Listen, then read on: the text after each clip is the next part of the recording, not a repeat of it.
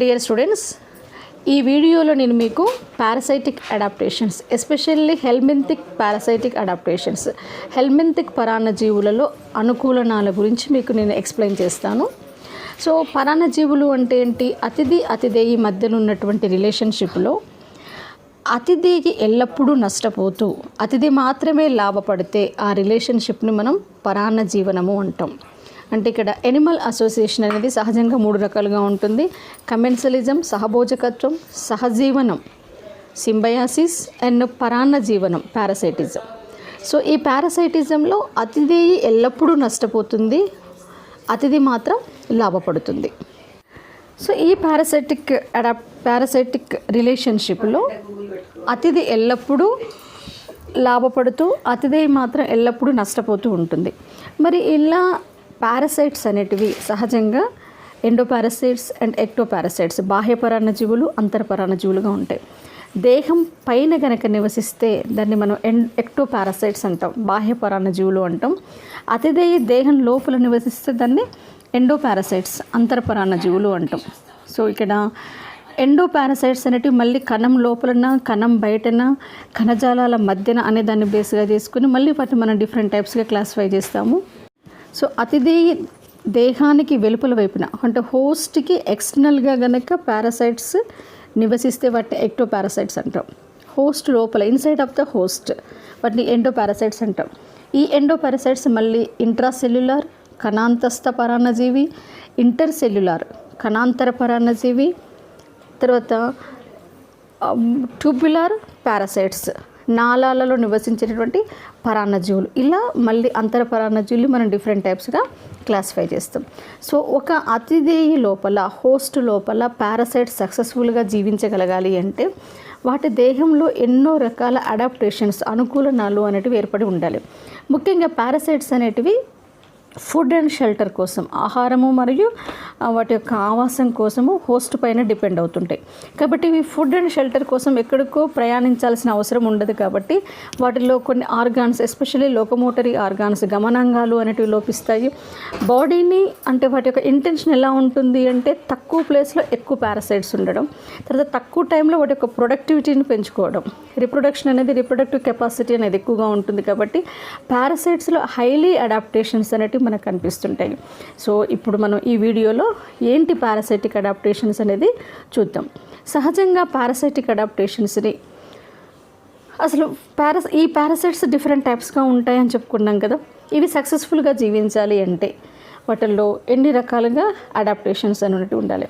ఫిజియలాజికల్గా, ఎనాటమికల్గా, ఆ తర్వాత రిప్రొడక్టివ్, వాటి యొక్క శరీరంలో మార్పులు రావాలి, తర్వాత వాటి యొక్క ఫిజియాలజీలో మార్పు వస్తుంది, ఆ తర్వాత రిప్రొడక్టివ్, ప్రత్యుత్పత్తి వ్యవస్థలో కూడా అనేకమైనటువంటి అనుకూలనాలను మనం ఇక్కడ గమనిస్తుంటాము.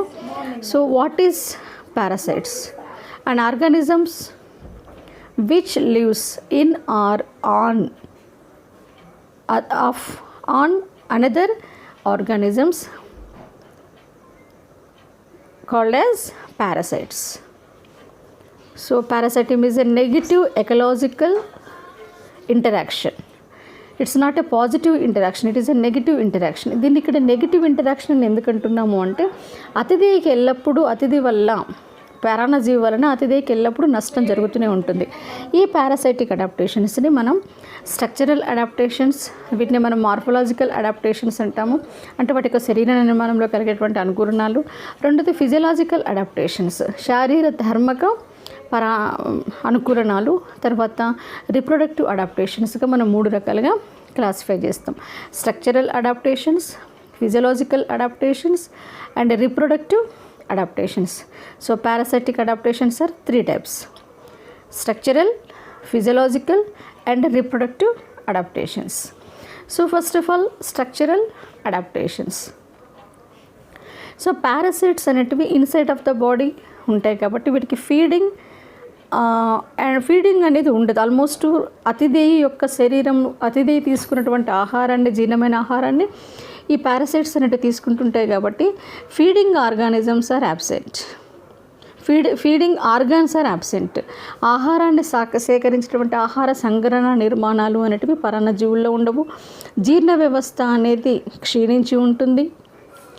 Well developed feeding organs amphids, especially ఇక్కడ కొన్ని పరాన్నజీవులు ఎస్పెషల్లీ ఫ్లూక్స్లో ఆంఫిడ్స్ అనేటువంటి ఆర్గాన్స్ అనేవి డెవలప్ అయి ఉంటాయి.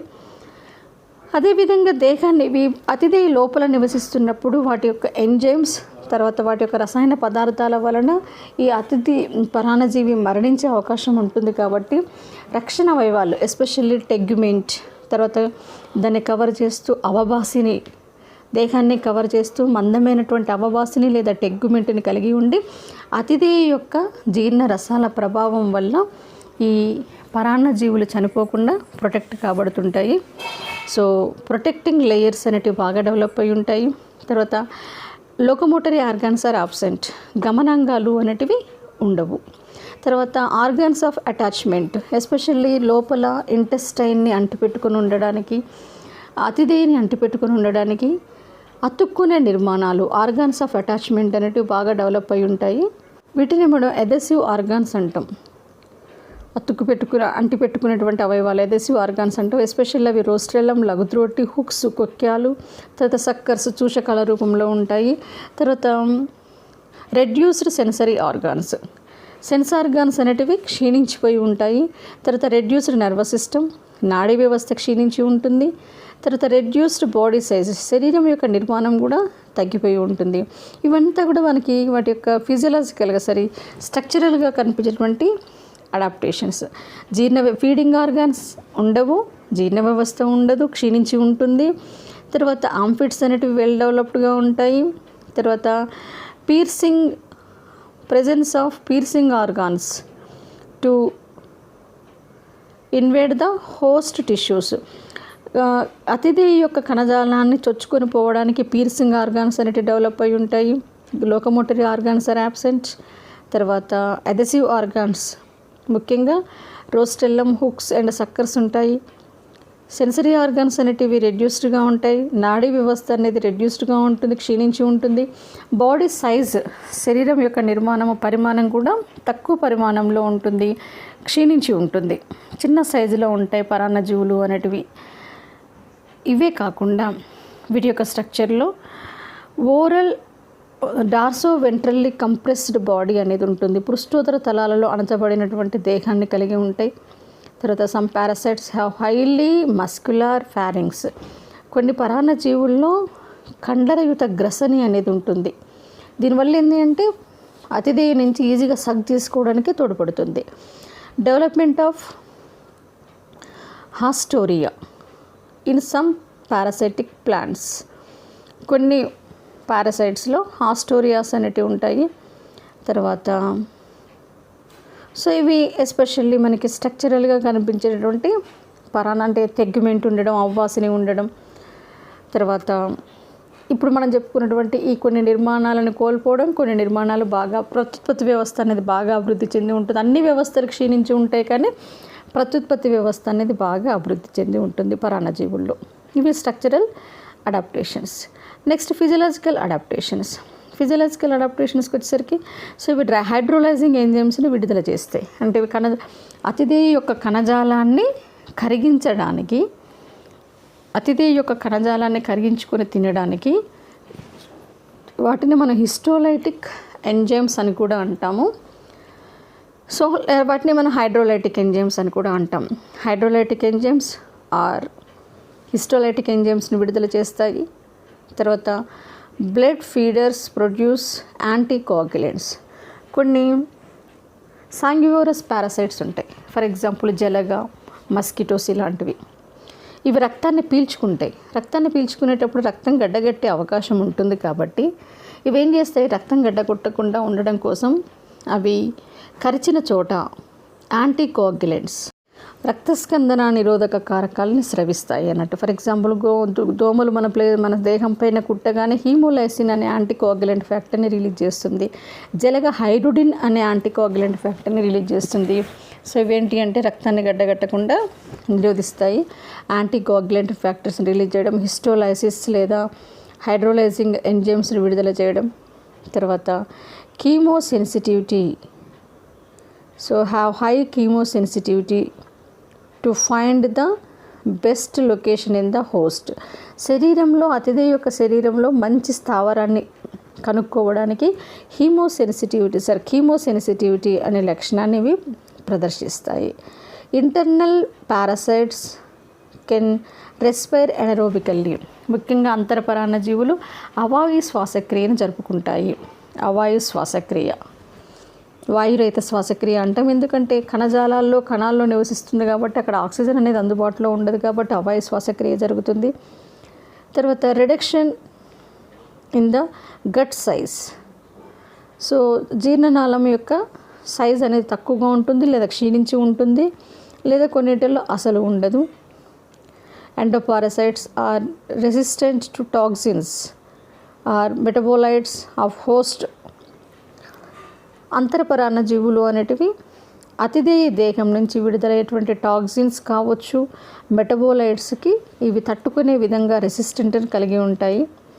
అదేవిధంగా have ability to escape the immunological reactions. ఇది ఈ యొక్క ఇమ్యునలాజికల్ రియాక్షన్స్ని తట్టుకొని నిలబడిగే విధంగా, అంటే అతిథేయలో సహజంగా ఈ పరాన్నజీవులకు వ్యతిరేకంగా యాంటీబాడీస్ ప్రతిదేహాలు అనేటివి విడుదలవుతుంటాయి. వాటి యొక్క ఇమ్యూనిటీ, రోగ నిరోధక శక్తిని తట్టుకొని నిలబడిగే విధంగా ఇవి వాటిని రెసిస్టెంట్ పవర్ని కలిగి ఉంటాయి. సో హైడ్రోలైజింగ్ లేదా హిస్టోలైటిక్ ఎంజైమ్స్ని రిలీజ్ చేయడం, ఎనరోబిక్ రెస్పిరేషన్ జరగడం, యాంటీకోయాగులెంట్స్ని రిలీజ్ చేయడం, తర్వాత కీమో సెన్సిటివిటీని కలిగి ఉండడం, గట్ సైజ్ తక్కువగా ఉండడం, అదేవిధంగా థిక్ క్యూటికల్, దేహాన్ని కవర్ చేస్తూ థిక్ క్యూటికల్ మందమైన అవబాసిని ఉండడం.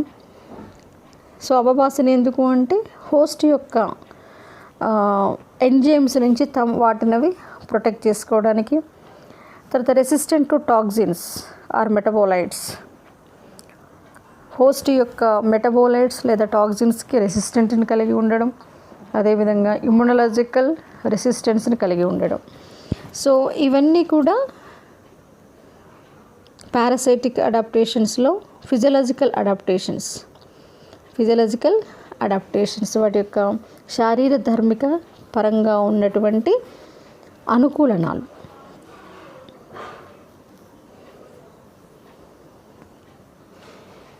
అదేవిధంగా ఇవే కాకుండా absorption of host antigen variations,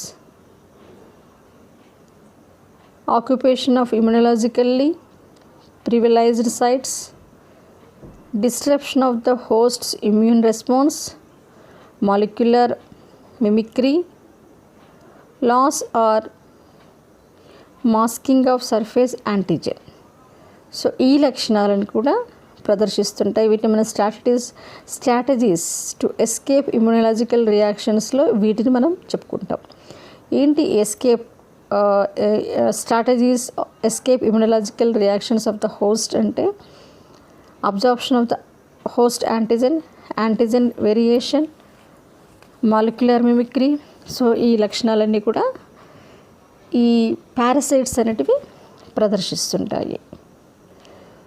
so physiological అడాప్టేషన్స్లో ఇంకా endoparasites produce anti host enzyme components. Anti host అంటే హోస్ట్కి వ్యతిరేకంగా ఎంజైమ్స్ని విడుదల చేస్తాయి. తర్వాత osmotic concentration equal or slightly lower than the host cell. అంతర్పరాన్నజీవుల్లో ముఖ్యంగా అతిథేయి యొక్క ద్రవాభిసరణ క్రమతకు సమానంగా ఉన్నటువంటి దేహ ద్రవాలని లేదా కొంచెం అటు ఇటుగా తక్కువ ద్రవాభిసరణ క్రమత కలిగినటువంటి దేహ ద్రవాలని ఇవి కలిగి ఉంటాయి. Digestive tract of most of the endoparasites are simple, సరళమైనటువంటి జీర్ణనాళాన్ని కలిగి ఉంటాయి. No provision for storage of food. ఇవి ఆల్రెడీ డైజెస్టెడ్ ఫుడ్ని ఎండోపారాసైట్స్ సరే హోస్ట్ యొక్క దేహం నుంచి తీసుకుంటాయి కాబట్టి ముఖ్యంగా ఫుడ్ స్టోరేజ్కి వీటికి ప్రత్యేకమైనటువంటి ప్రొవిజన్ అంటూ ఏమీ ఉండదు. సో ఇవన్నీ కూడా ఫిజియలాజికల్ అడాప్టేషన్స్, పారాసైట్స్లో ఉన్నటువంటి physiological adaptations. Next reproductive adaptations of parasites. Some parasites hermaphrodites. ఎక్కువ శాతం ఇవి ద్విలింగ జీవులు, హెర్మాఫ్రోడైట్స్. బైసెక్సువల్ అంటాం మనం. Fecundity rate parasites is very high. Fertility rate అంటాం దీన్నే మనం. ప్రత్యుత్పత్తి సామర్థ్యము అనేది అత్యధికంగా ఉంటుంది. ఎందుకు అంటే వీటి యొక్క ఇంటెన్షన్ ఏముంటుంది, పారాసైట్స్ యొక్క ఇంటెన్షన్ అంటే అవి తక్కువ కాలంలో వాటి యొక్క ప్రొడక్షన్ ఎక్కువగా ఉండడం. ఫర్ ఎగ్జాంపుల్ ఒక ఆస్కారిస్ ఒక్కసారి 2.5 లక్షల గుడ్లు పెడుతుంది. సో తక్కువ టైంలో అత్యధిక ప్రొడక్టివిటీ కెపాసిటీని కలిగి ఉండడం. తర్వాత parasites produce a large number of reproductive bodies.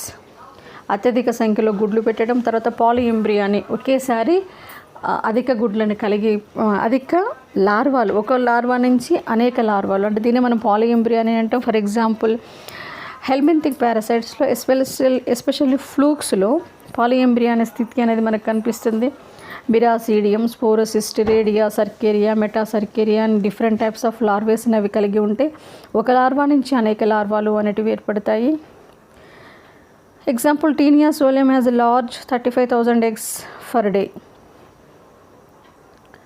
Next reproductive అడాప్టేషన్స్లో ఆస్కారీస్ అనేది కూడా ఒకసారి 2.5 లక్షల గుడ్లు పెడుతుంది.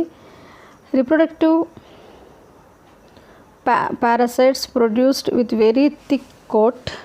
వాటి యొక్క దేహం పైన, అండాల పైన కావచ్చు, పిల్ల జీవుల పైన థిక్ కోట్ అనేది ఉంటుంది. Parasites have highly complicated and specialised reproductive cycle. ముఖ్యంగా వీటిల్లో ఎసెక్సువల్ అండ్ సెక్సువల్ రిప్రొడక్షన్ ఉండడం, 2-3 అతిథేయుల్లో వాటి యొక్క జీవిత చక్రాన్ని కంప్లీట్ చేసుకోవడం. For example taenia సోలియం primary host is man, secondary host is Pig. Plasmodium primary host is man, secondary host is female Anopheles. ఇలా highly complicated life సైకిల్ని కలిగి ఉండడం. Some parasites use secondary hosts as vectors. కొన్ని పరాన్న జీవులు ద్వితీయ అతిథేయుల్ని, అదేవిధంగా ఆశయ అతిథేయుల్ని కూడా కలిగి ఉంటాయి. Endo parasites show 1 or more larval stages with additional multiplication capacity. So దీన్నే మనం పాలిఎంబ్రియానిక్ కండిషన్ అంటాం. ఒకటి కంటే ఎక్కువ లార్వా దశల్ని కలిగి ఉండడం వలన తక్కువ సమయంలో వాటి యొక్క సంఖ్య అనేది పెరుగుతూ వస్తుంది. దీన్నే మనం ఎడిషనల్ మల్టిప్లికేషన్ సిచ్యువేషన్ అంటాము. సో ఇది కూడా మనకి పారాసైట్స్లో కనిపిస్తుంది. Reproductive particles can survive for a long time in the absence of the host. వీటి యొక్క లార్వల్ లేదా ఎగ్ స్టేజ్ ఒక్కొక్కసారి ఎన్సిస్టేషన్ జరుపుకోండి, కోశీభవనం చెంది అతిథేయి అనేది లేకపోయినా, ద్వితీయ అతిథేయి లేదా ప్రాథమిక అతిథేయి అనేది లేకపోయినా కూడా కొన్ని ఎక్కువ రోజుల వరకు కూడా అవి సర్వైవ్ కాగలుగుతాయి. So for example taenia solium అనేది సిస్టిసెర్కస్ లార్వా అనేది సెకండరీ హోస్ట్ అయినటువంటి పిగ్ లోకి ఎంటర్ అయ్యేంత వరకు అది భూమి మీదనే ఉంటుంది. అదేవిధంగా ఫ్యాషియోలా హెపాటికా యొక్క మెటాసర్కేరియా లార్వాస్ అనేది సెకండరీ హోస్ట్ అయినటువంటి స్నేయిల్లోకి ఎంటర్ అయ్యేదాకా, సెకండరీ హోస్ట్ అయినటువంటి మ్యాన్లోకి ఎంటర్ అయ్యేదాకా అది కొన్ని రోజుల వరకు గడ్డి కంటి పెట్టుకుని ఉంటాయి. సో ఏ లార్వల్ స్టేజ్, ఏ పారాసైట్స్ అయినప్పటికీ కూడా అవి ప్రతికూలాలను ఎదుర్కొని నిలబడగలిగే విధంగా, సర్వైవ్ కాగలిగే విధంగా అవి చుట్టూ కోశాన్ని ఏర్పరచుకోవడం, కోశీభవనం చెందడం, లేదా అవబాసిని లాంటి త్వచాలను ఏర్పరచుకోవడం, థిక్ కోటుని కలిగి ఉండడం ద్వారా ఎక్కువ రోజులు అవి సర్వైవ్ కాగలుగుతాయి. అదేవిధంగా rapid maturation capacity. So reproductive capacity, maturation capacity ర్యాపిడ్గా ఉంటుంది. సో హైలీ రిప్రొడక్టివ్ కెపాసిటీ, ఒక్కొక్కసారి లక్షల్లో గుడ్లు పెడతాయి. Ascaris 2.5 lakhs eggs at a time పెట్టగలుగుతుంది అన్నట్టు. అదేవిధంగా extended life span of parasites, అత్యధిక జీవితకాలాన్ని కూడా కలిగి ఉంటాయి. సో అంటే ఇప్పటివరకు మనం చూసిన వాటిల్లో అన్ని సిస్టమ్స్ని కోల్పోతున్నాయి. లోకోమోటరీ ఆర్గన్స్ కోల్పోయినాయి, డైజెస్టివ్ సిస్టమ్ని, నర్వస్ సిస్టమ్ని, సెన్స్ ఆర్గాన్స్ని. సో మిగతా సిస్టమ్స్ అన్నీ రెడ్యూస్డ్గా ఉన్నాయి, కానీ ఒక రిప్రొడక్టివ్ సిస్టమ్ మాత్రం బాగా డెవలప్ అయి ఉంటుంది. ఎందుకు అంటే పారాసైట్స్ యొక్క ఇంటెన్షన్ ఎప్పుడు కూడా ఎలా ఉంటుంది అంటే వాటి యొక్క సంఖ్యను పెంచుకోవడం. సో హైలీ రిప్రొడక్టివ్ కెపాసిటీ ఉంటుంది, రిప్రొడక్టివ్ సిస్టమ్ అనేది బాగా డెవలప్ అయి ఉంటుంది, ఎక్కువగా బయోసెక్సువల్గా ఉంటాయి. హెర్మోప్రొడక్ట్స్ ద్విలింగ జీవులు. తర్వాత గుడ్ల పైన థిక్ కోట్ అనేది ఉంటుంది. కాంప్లికేటెడ్ అండ్ స్పెషలైజ్డ్ రిప్రొడక్టివ్ సైకిల్ని కలిగి ఉంటాయి. సెకండరీ హోస్ట్ అనేది మ్యాక్సిమం ఉంటుంది. ద్వితీయ అతిథి కొన్నిటికి 2 కంటే ఎక్కువ అతిథేయులు కూడా కలిగి ఉంటాయి. టెర్షరీ అతిథేయుని కూడా కలిగి ఉంటాయి. కొన్ని వెక్టార్స్ ఆశయ జీవులను కూడా ఆశయ అతిథేయులను కూడా కలిగి ఉంటాయి. లార్వల్ స్టేజెస్ అనేటివి మల్టిప్లికేషన్ కెపాసిటీని కలిగి ఉంటాయి. దీన్ని మనం పాలిఎంబ్రియానిక్ కండిషన్ అంటే ఫర్ ఎగ్జాంపుల్ ఫ్యాషియోలా హెపాటికా, ఫాషియోలాప్సిస్ బస్కి, సిస్టోజోమా, హిమటోపియం, ఇలా వీటిలో 1 కంటే ఎక్కువ లార్వాస్ ఉంటాయి. తర్వాత reproductive particles can survive for a long time in the absence of the host. అతిథి లేకపోయినప్పటికీ కూడా వీటి లార్వా దశలు అనేటివి ఎక్కువ కాలం జీవించగలుగుతాయి. Rapid maturation capacity. తర్వాత extended life span of parasites. So మొత్తానికి జీవితకాలం ఎక్కువగా ఉండడం, రిప్రొడక్టివ్ కెపాసిటీ ఎక్కువగా ఉండడం, తర్వాత అనవసరమైనటువంటి అవయవాలను కోల్పోవడం, ఇవన్నీ కూడా parasitic adaptations. Thank you very much.